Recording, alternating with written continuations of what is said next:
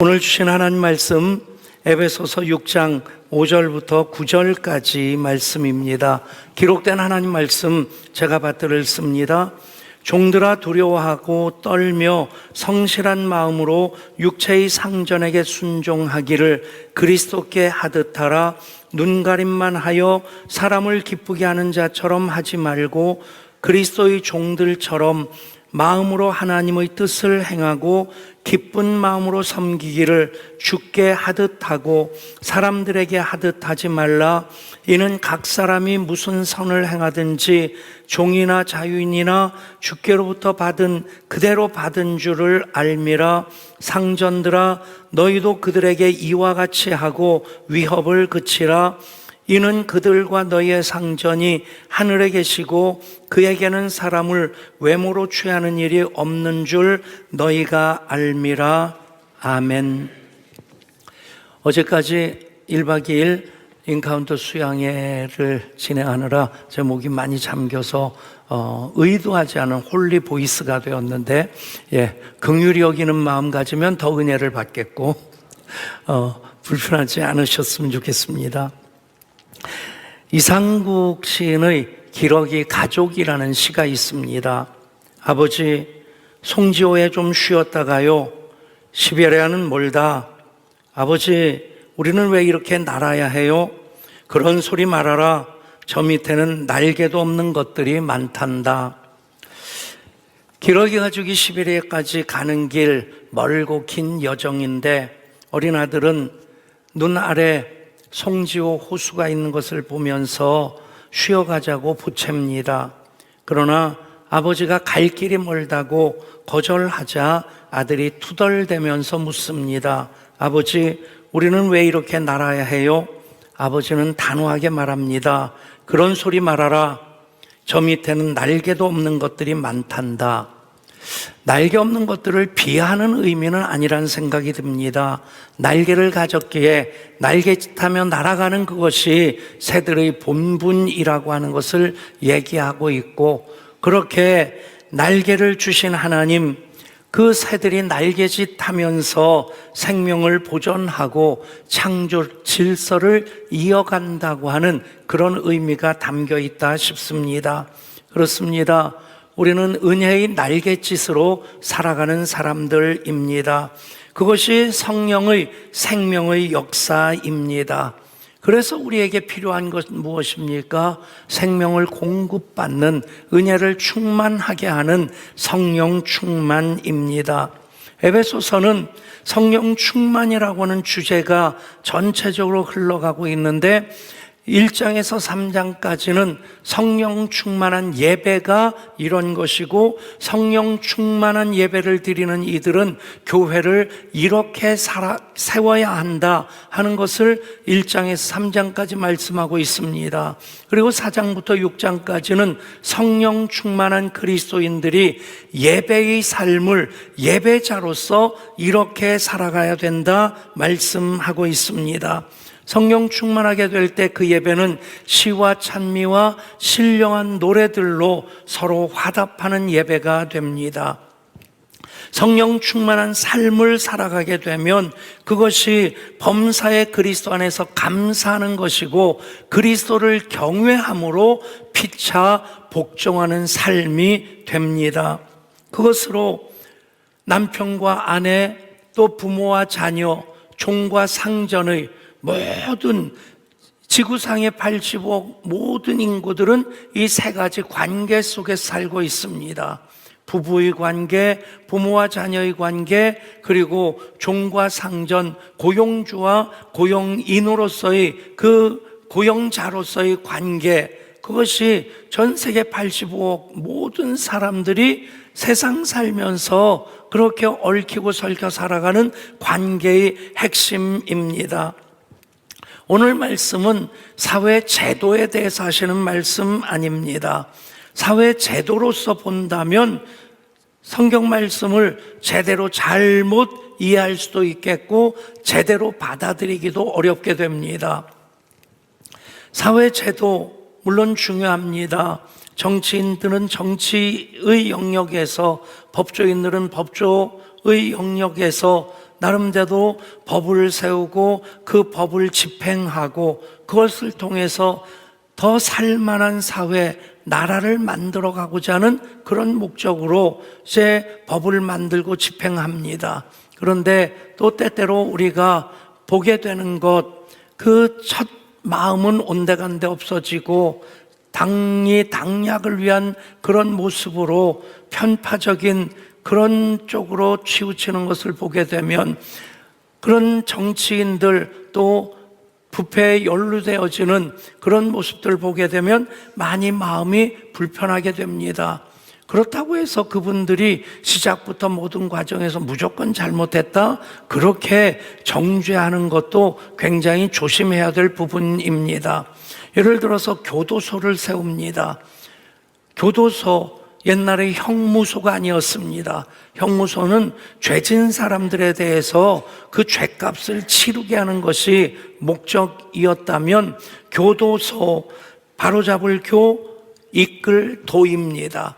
그러니까 그 시간, 그 자리에서 교화를 통해서 사회인으로 제대로 복귀하고자 하는 그런 목적으로 교도소를 세우고 교도 행정을 이어갑니다. 그런데 뜻하지 않은 결과가 나타나곤 합니다. 그곳에 가서 다른 죄수들과 어울리다가 다른 범죄들을 배우게 되고 나와서 더 큰 죄를 저지르는, 그래서 그 교도소를 목적은 그렇지 아니한데 그런 일탈 현상들이 생겨지는 것 때문에 때때로 범죄의 학교, 범죄의 온상, 그렇게 불려지기도 합니다. 그렇다고 교도소 없애야 된다, 그런 주장을 하는 것은 본말이 전도되어지는 그런 잘못된 태도와 행동이 되어질 것입니다. 오늘 말씀은 예배자로서 성령 충만한 예배가 이런 것이고, 그렇게 되면 교회를 이렇게 세워나가게 되고, 예배자의 삶을 성령 충만함으로 이렇게 살아가야 된다. 그것이 신앙인으로서의 신앙의 핵심적인 원리가 되어집니다. 여러분, 살다 보면 실타래가 얽히고 설킨 것처럼 삶이 참 꼬여도 이렇게 꼬일 수 있을까 싶은 생각을 할 겁니다. 그런데 그렇게 얽히고 설킨 실타래도 그 실마리만 풀면 쭉 풀려지게 됩니다. 때때로 쌀포대를 사가지고 풀고 그것을 쌀통에 담는 일이 제일입니다. 그런데 어떤 때는 그 실을 딱 잡아서 쫙 잡아당기면 두둑두둑 하면서 살 풀릴 때가 있어요. 기분 좋습니다. 이렇게 하면 되겠지 잡고 잡아당기는데 힘주면 힘줄수록 묶이는 경우가 있어요. 그럼 아주 난감합니다. 그럼 열받아서 아래를 잘라버립니다. 한 번은 자르다 잘못 잘라가지고 쌀을 쏟치기도 했었습니다. 여러분, 그것을 만들 때 그 실마리를 푸는 그 방법대로만 잡아당기면 두두두둑 하고 풀립니다. 신앙도 마찬가지입니다. 삶이 아무리 얽히고 설켰다 할지라도 신앙의 원리 무엇입니까? 먼저 그의 나라와 그의 의를 구하라. 그리하면 이 모든 것을 너에게 더하리라. 아멘. 사랑하는 자여, 내 영혼이 잘됨 같이 범사가 잘되고 내가 강건하기를 내가 원하노라. 아멘. 강건을 위해서 기도하는 것 중요합니다. 범사가 잘되기를 위해 기도하는 것 중요합니다. 그러나 신앙의 원리는 먼저 영혼이 잘되기를 위해 기도해야 됩니다. 하나님과의 관계가 해결되면요, 하나님께서 그것들을 풀어주시는데 때때로는 내 생각과 내 계획대로 내 시간표대로 되지 않는 것 때문에 답답해 보일 때 있지만 결론 무엇입니까? 하나님 사랑하는 신자로 그 모든 것이 합력하여 선을 이루게 됩니다. 아멘. 그럼 목사로서 제 경험이고 그보다 앞서 하나님 약속의 말씀입니다. 오늘 말씀 모든 관계 속에서 그 사회의 구성원으로 우리 모두는 남편이나 아내, 아니면 부모나 자녀, 아니면 윗사람이든 아랫사람이든 그 관계 속에서 살아가고 있습니다. 이 모든 관계, 성령 충만한 사람으로 적용해야 될 신앙적인 원칙, 신앙적인 잣대가 무엇이냐? 그것이 죽게 하듯 하라입니다. 물론 남편과 아내의 관계 속에서 죽게 하듯 하라는 표현은 나오지 않습니다. 아내에게는 교회가 그리스도에게 하듯 남편에게 복종하라 말씀합니다. 그리고 남편에게는 그리스도께서 교회를 위하여 자신을 주심과 같이 아내를 사랑하라 말씀하십니다. 여러분, 거기에 똑같은 표현은 없지만 원리는 죽게 하듯 하라입니다. 부모와 자녀들에게는 내 부모를 공경하라, 이것이 옳으니라 말씀합니다. 부모에게는 아비들아 내 자녀를 노엽게 하지 말고 오직 주의 교훈과 훈계로 양육하라 말씀하십니다. 주 안에서 부모를 공경하는 것도, 그리고 자녀들을 노엽게 하지 아니하고 오직 주의 교훈과 훈계로 양육하는 것도 죽게 하듯 하는 것입니다. 다시 말씀드립니다. 이 말씀을 우리가 사회 제도적인 말씀으로 받아들이면 불편해집니다. 말씀으로 레마의 말씀으로 받기에 어려워집니다. 성령 충만한 사람들로 이렇게 예배하라, 이렇게 살아가라. 여러분, 오늘 예배도 죽게 하듯 예배하실 수 있기를 바랍니다. 그것이 코람데오입니다. 하나님 앞에서 신전의식으로 예배할 때 우리 찬양대 또 오케스트라, 정말 처음에는 관현악단이라고 부르기에 조금 너무 이게 어울리지 않는다. 이제 대부분이 현이었는데 이제는 관현악 불러도 될 만큼 오보에, 플룻, 또 그 트럼본, 트럼펫까지. 여러분, 정말 이 연주 정교하게 잘하는 것 중요한데 그 초점이 무엇이겠습니까? 죽게 하듯 하라. 그것이 신앙 고백으로서 하나님께서 받으시기 합당한 찬송이 되는 것이죠. 아멘. 여러분, 죽게 하듯 하라. 여러분, 그럴 때 마틴 루터가 그런 얘기를 합니다. 하녀가 방 하나를 청소할 때도 그는 하나님의 일을 할 수 있다. 로렌스 형제라고 하는 유명한 수도사가 있습니다. 그는 군복무를 마치고 그렇게 사회생활을 시작했는데, 군 생활을 하는 동안도 너는 제대로 하는 일이 없어, 뭐 하나 잘하는 일이 없어, 그 타박만 듣다가 군 생활을 했다는 겁니다. 사회에 나와서 이것을 해도 저것을 해도 잘하는 일 없고 잘했다고 칭찬받는 일 없었습니다. 그런데 이렇게 타박을 받으면서 하느니 내가 그냥 하나님만 바라보며 살면 좋겠다. 그래서 수도사가 되기를 결심하고 수도원에 들어갔는데 잘하는 일이 없는 겁니다. 할 수 있는 일이 없는 겁니다. 그래서 주방에서 주방 보조로부터 그 일을 시작했고 평생 주방 일만 했습니다. 그런데 그는 수도사들 중에서 가장 존경받는 로렌스 형제라고 부름을 받게 됩니다. 주방 일만 해도 하나님을 바라보면서 죽게 하듯 하면 그 일이 곧 하나님의 일이 됩니다. 우리 교회 모든 사역들 참 많습니다. 알파, 인카운트, 예담동산만이 아니라 모든 사역들, 제가 보면 찬양대도 그렇고 예배 안내도 그렇고 다 죽게 하듯 하는 그 모습이 저에게는 보여집니다. 여러분, 그 어떤 일이든 죽게 하듯 하면 그것이 예배가 되고요, 예배자의 삶이 되는 것 믿으시기를 바랍니다. 종들아, 아랫사람들에게 하는 말씀입니다. 이미 우리는 그런 종과 하인, 그런 제도가 있는 시대가 아닙니다. 노예제도는 이미 역사 속에서 수백 년 전에 청산된 것입니다. 그런데 예수님 오실 때까지 우리는 윗사람과 아랫사람의 그 관계 속에 살아갑니다. 사실 예배하는 것도 우리가 우리 주님을 그리스도로 고백하며 그 이름 앞에 무릎 꿇어 경배하는 것입니다.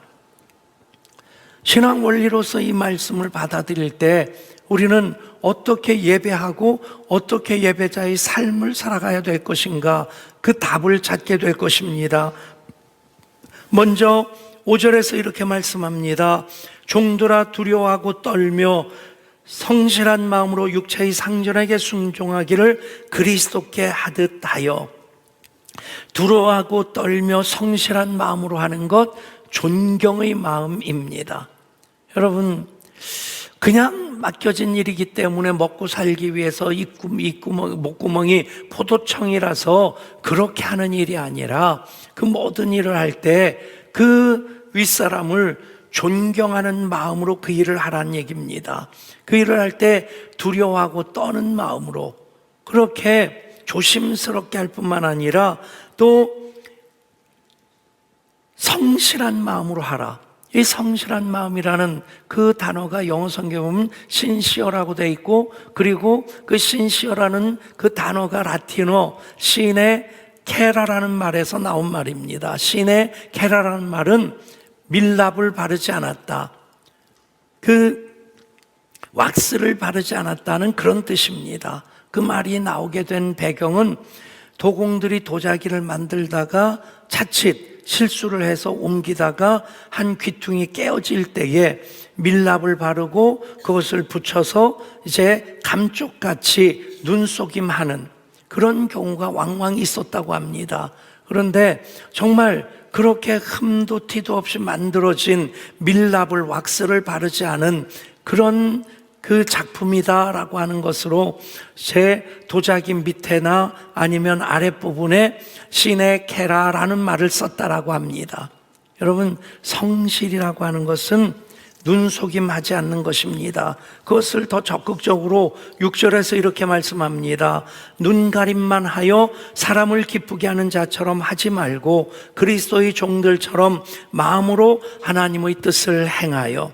눈가림하지 않는 그 이유, 사람을 기쁘게 하는 것이 아니라 하나님을 기쁘시게 하는 그 목적으로 그 일을 하기 때문입니다. 한 영국 사람이 아프리카에서 농장을 이제 경영하고 그러면서 흑인들을 고용해서 그들에게 일을 시키는데 당연히 일을 시키니까 월급도 주고 하는데 이 흑인들이 주인이 지켜보고 있으면 일을 열심히 하는데 주인이 자리만 뜨면 일을 하지 않고 주저앉아 쉰다든지 자기들이 잡담을 한다든지 그런다는 겁니다. 하루는 그 흑인이 이 주인에게 안경을 쓰고 있는 안경의 용도가 무엇인지 물어보더랍니다. 내가 눈이 나빠서 안경을 썼는데 그런데 이 안경을 쓰고 있으면 안 보이는 것도 다 잘 볼 수 있다 설명을 해주니까, 그러면 안경이 없으면 못 보니까 그 안경을 써야지 잘 보지. 그렇게 대화를 나누다가 문득 아이디어 하나가 생각나서 이 안경만 있으면 내가 없어도 모든 것을 다 볼 수 있어. 그러니까 이 사람들이 정말 그래요? 그러면서 긴장을 하더라는 거죠. 하루는 다른 곳에서 일을 봐야 되는데 그러면 당연히 이 사람들이 일을 안 하고 농땡이를 필 테니까 고민하다가 그때 생각이 나가지고 안경을 나무 가지에 이렇게 걸어놨답니다. 그리고 갔다 와 보니까 진짜 열심히 일하고 있더라는 거죠. 참 잘 됐다. 이제는 안경만 걸어놓으면 이 친구들이 자기 맡겨진 일 잘하겠구나. 근데 어느 날부터 또 농땡이를 피더라는 겁니다. 왜 그러지? 하면서 보니까 어떤 친구가 안경에다가 모자를 씌워놨더라는 겁니다. 여러분, 눈가림하는 것, 그것은 사람을 인식하기 때문에 그렇습니다. 눈가림을 하지 않는 것은 하나님을 인식하기 때문입니다. 여러분, 그렇게 일하게 되면 기쁜 마음으로 일하게 됩니다. 7절입니다. 기쁜 마음으로 섬기기를 주께 하듯 하고 사람들에게 하듯 하지 말라. 억지로 하지 말고 자원하는 마음으로 하라. 여러분, 주일 예배를 잘 드린 또 하나의 지표가 있는데 월요일이 기대가 되는 겁니다. 아멘.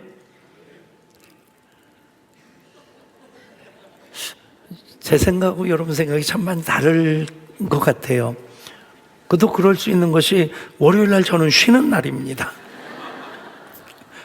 그러니 저는 월요일을 충분히 기대할 수 있겠는데, 여러분은 또 월요일 날 그 악담이가 하는 그 상사를 만나야 되고, 그 또라이 동료들을 만나야 되고, 월요일을 생각하면 머리가 지끈거리겠지만, 그러나 여러분, 우리가 정말 아랫사람으로 윗사람을 존경하고 성실한 마음으로 눈가림하지 아니하고 하나님을 기쁘시게 할 수 있는 그 모든 이유는 죽게 하듯 할 때 가능합니다. 오산학교를 세웠던 이승훈 선생이 젊었을 때 여관에서 종업원으로 일을 했답니다. 종업원으로 하는 일이 무엇이겠어요? 방 청소하고 침구 정리하고 쓰레기 치우고, 그것만도 쉽지 않은 일인데 여관 주인이 폐병에 걸려서 각혈을 하는데 요강에 그것을 담아놓는 겁니다. 아침마다 피가 흥건히 담긴 폐병 걸린 폐병 환자의 그 각혈한 피를, 그 피가 담긴 요강을 닦아내야 되는, 마지못해 해야 되는 일이지 않겠습니까? 하면 이만큼 띄워놓고 혹시 폐병이 나한테 옮길까봐 그렇게 조심해야 될 텐데, 그런데 이승훈 청년은 그 일을 정성스럽게 하는 겁니다.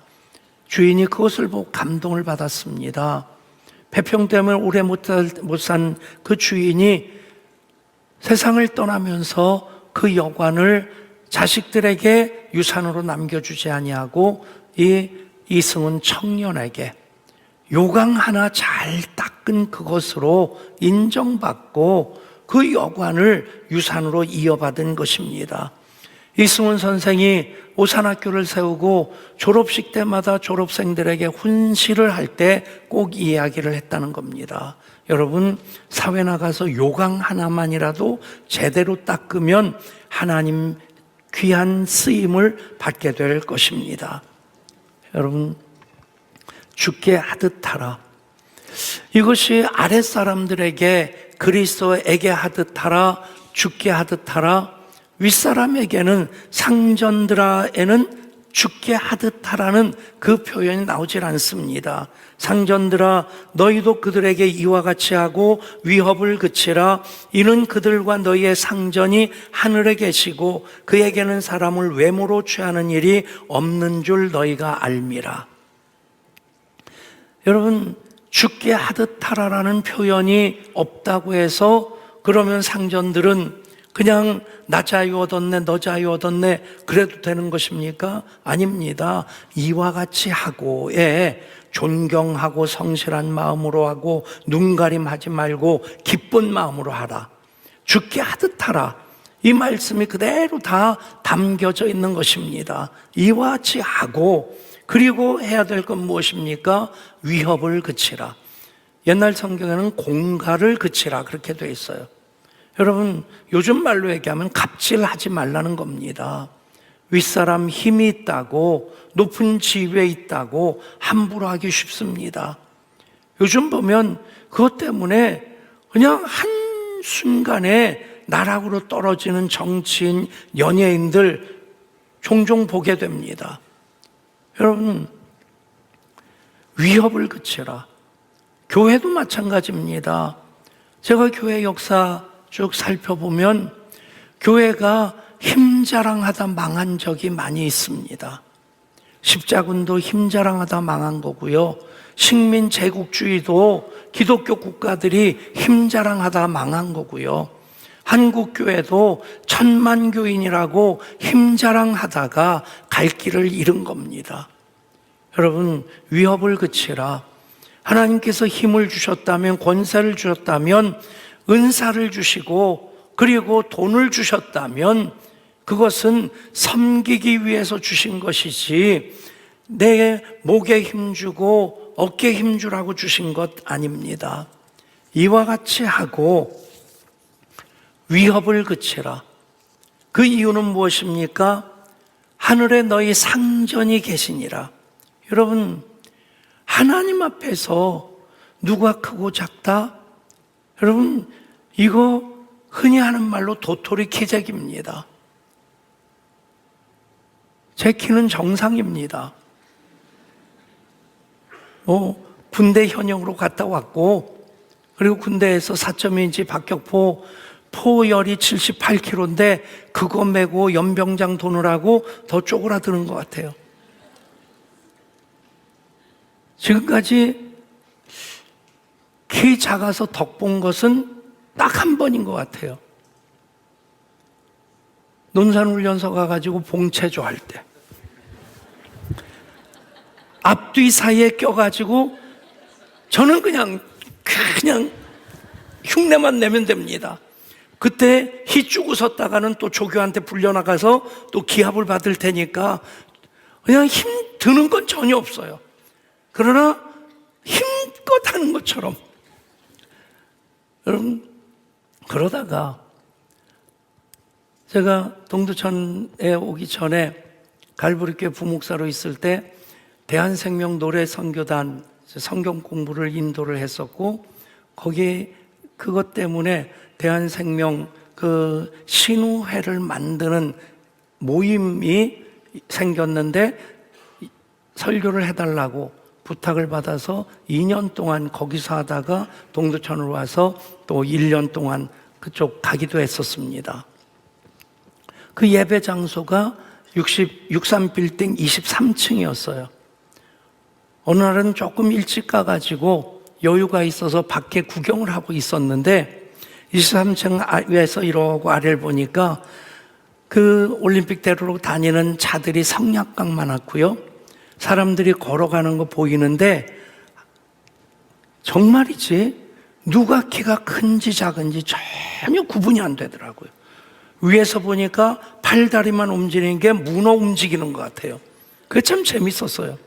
한참 바라보는데 키 크고 작은 것 23층에서 보는데도 전혀 구분이 안 되더라고요. 하늘에 계신 하나님께서 우리 보실 때 누가 잘났는지 못 났는지, 누가 큰지 작은지, 누가 힘이 없는지 있는지, 그것은 우리끼리 도토리 키재기일 뿐이지 하나님 보실 때 그거 중요한 것 아닙니다. 따라하실까요? 하나님은 내 모습 이대로 사랑하십니다. 아멘. 그것 아멘으로 받으면 하나님 합력하여 선을 이루시는 것 하나하나 경험하며 살게 될 줄 믿습니다. 하늘에 우리의 상전이 계십니다. 그분이 하나님이십니다. 아랫사람이든 윗사람이든 우리는 그 은혜로 살아가고 있기에 죽게 하듯 하라. 스페인에는 야고보 사도의 무덤이 있고 그 무덤을 제 기념해서 지은 성전이 산티아고 데 콤포스텔라라고 하는 그런 대성당입니다. 산티아고라는 말은 성야고보라는 말이고 데 콤포스텔라라는 말은 이제 별이 빛나는 들판이다. 사도 야고보의 무덤이 있기에 유난히 별이 빛났던지 그렇게 성당 이름을 짓게 됩니다. 그래서 그곳으로 많은 사람들이 순례자로 찾아오게 되는데 그 순례자들을 위해서 그 순례길에 예배당들이 세워지고 또 신부, 수녀, 수사들이 그 순례자들을 돌보는 일을 하는데 이분들은 평생에 한 번 우리식으로 버킷리스트로서 순례길을 오는데 그런데 이분들은 1년 365일 똑같은 일을 하는 겁니다. 더더군다나 2차 세계대전 이후에 사람들의 심성이 아주 황폐해진 상태에서 그 일을 정말 성의 없이 하게 된 겁니다. 그때 한 사람이 이런 얘기를 합니다. 우리가 이 일을 하는데 순례자들을 위한 일이라 생각하지 말고 주님을 위한 일이라 생각하고 하십시다. 그 말 한마디로 분위기가 바뀌어지기 시작합니다. 주님을 섬기듯이 섬기니까 똑같은 일인데 섬기는 사람들도 기쁨으로 섬길 수 있게 되고 은혜를 받게 되고 오는 이들도 그냥 한 끼 밥 얻어먹고 하룻밤 자고 가는 것이 아니라 여기서 주님을 만났다고 하는 그 고백을 하게 되는 겁니다.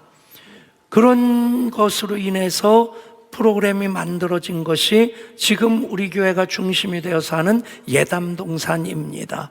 원래는 꾸르지오라고 하는 프로그램이 만들어지고 그 꾸르지오가 개신교로 넘어오면서 드레스디아스라는 이름으로 똑같은 메뉴로 되다가 캐톨릭적인 그런 것들을 빼고 개신교 신학으로 점검한 그 영성훈련이 예담동산, 사랑의 동산, 아가페, 골든 그런 프로그램입니다.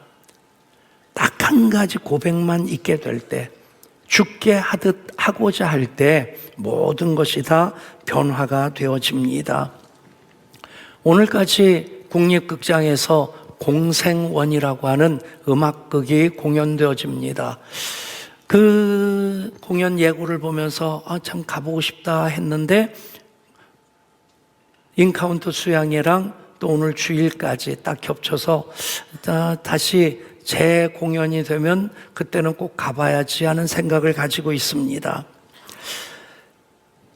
이 음악극은 한일수교 60주년을 기념해서 고아들의 어머니 윤학자 여사를 다룬 극입니다.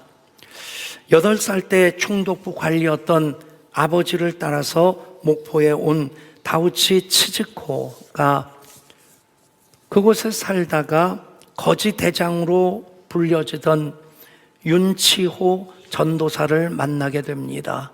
그리고 그의 인품에 감동을 받아서 결혼을 했는데 결혼하고 계속해서 거지들을 돌보고 고아들을 돌보는 그 일을 하면서 이름까지도 윤학자로 바꿨습니다. 그러다가 남편 윤치호 전도사가 광주로 아이들을 먹을 식량을 구하겠다 갔다가 실종되어졌는데 빨치산에게 납치되어서 죽임을 당한 것으로 그렇게 추정을 하고 있습니다. 남편은 실종됐지만 윤학자는 그 남편과 같이 하던 거지들을 돌보고 고아들을 돌보는 그 일을 계속합니다. 일본인들은 멀리했고 조선인들은 침을 뱉었습니다. 광복 후 빨치산과 북한군은 제국주의 기독교인이라고 한국군은 부역자라고 그녀를 몰아세웠습니다. 사람들은 각기 자기 입장에 따라 변절자, 기회주의자, 반동분자, 빨갱이라 부르며 핍박했지만 여사는 그저 아이들 먹여 살리고 지키려 했을 뿐이었습니다. 그때마다 이름 없는 목포의 시민들이 앞을 막아서며 그 윤학자 여사의 죽음을 막아주었습니다. 1968년 11월 2일 목포역 광장이 울음바다였습니다. 당시 목포 인구가 16만이었는데 무려 목포 시민 3만 명이 조문을 왔습니다. 목포 개항 이후로 최초의 시민장이었습니다. 32년간 윤학자 여사는 2995명의 고아를 길러냈고 세상을 떠나는 그 순간까지 158명의 갓난아기와 212명의 고아를 기르고 있었습니다. 그것이 그 당시 신문 보도였습니다.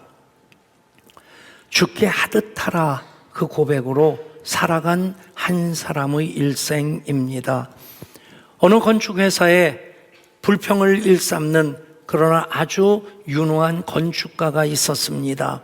어느덧 세월이 흘러 정년퇴직을 앞두고 있었는데 하루는 사장이 이 건축가를 불렀습니다. 그리고 집 한 채 지어달라고 하는 부탁을 합니다. 사장실 문을 나서면서 예의 그 불평이 터져 나옵니다. 지금까지 부려먹었으면 좋겠지 퇴직하는 이 순간까지 나를 부려먹으려고 하나 집을 지으라고 부탁받은 그 집을 그냥 대강 지었습니다. 어쨌든 집이 완성되었는데 사장이 그 건축가를 부릅니다. 평생 나와 함께 일해줘서 참 고맙게 생각합니다. 그래서 그 고마운 마음으로 이 집을 당신에게 드리려고 집을 지으라 부탁했습니다. 여러분, 어쩌면 우리가 이 세상 신앙인으로 살아가는 것, 영원한 하나님 나라에서의 내 처소를 지어가는 것이라 생각할 수 있을 것입니다. 여러분, 성경은 그렇다고 말씀하고 있습니다. 마태복음 25장 말씀입니다. 그때 임금이 그 오른편에 있는 자들에게 이르되 내 아버지께 복받을 자들이여 나와 창세로부터 너희를 위하여 예비된 나라를 상속받으라. 내가 줄일 때에 너희가 먹을 것을 주었고 목마를 때에 마시게 하였고 나그네 되었을 때에 영접하였고 헐벗었을 때에 옷을 입혔고 병들었을 때에 돌보았고 옥에 갇혔을 때에 와서 보았느니라. 이에 의인들이 대답하여 이르되 주여 우리가 어느 때에 주께서 줄이신 것을 보고 음식을 대접하였으며 목마르신 것을 보고 마시게 하였나이까? 임금이 대답하여 이르되 내가 진실로 너희에게 이르노니 너희가 여기 내 형제 중에 지극히 작은 자 하나에게 한 것이 곧 내게 한 것이라. 여러분, 우리가 죽게 하듯 하는 것, 성령 충만한 자의 예배자의 삶이 되어지면 우리는 영원한 하나님 나라의 처소를 그 모든 과정을 통해 지어가게 될 것입니다. 어떤 집을 짓습니까? 우리는 은혜의 날개짓하며 사는 이들입니다. 저 밑에는 날개도 없는 것들이 많이 있단다. 그것이 교만함이 아니라 예수 믿는 사람으로, 예수 믿는 사람답게 성령 충만한 자로 살아가야 될 삶의 모습입니다. 기도합니다. 하나님, 성령 충만한 자 이렇게 예배하라. 성령 충만한 자 이렇게 살아라. 말씀을 레마의 말씀으로 받습니다. 그리고 그렇게 살아가기를 결단합니다. 성령님 임하여 주옵소서, 인쳐 주옵소서, 역사하여 주옵소서. 우리 주님 예수 그리스도 이름으로 간절히 기도드리옵나이다. 아멘.